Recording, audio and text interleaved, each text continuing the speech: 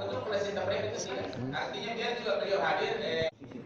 Setelah integrasi Jamkes dan KJKN, bila ada orang miskin dan tidak mampu dipangkep, tidak terdaftar oleh Bupati. Ada yang bersedia membayar ya kami terima, tapi kalau yang tidak bersedia ya kami tidak paksakan juga. Ditanya ke dokter dalam mau terima. Betul Pak Mahanya? Yang menentukan bukan Pak Direktur, dokter ahli yang lebih dulu datang. Mau diterima kurang. Jalan, kenapa? Protes kita. Itu orang begini. Dibikinkan lagi alasan berhubung oleh karena ini sesuai pasal ini, maka saudara silahkan kecewa sendiri. Tetapi dengan sistem baru harus diterima karena tugas pelajar Pak.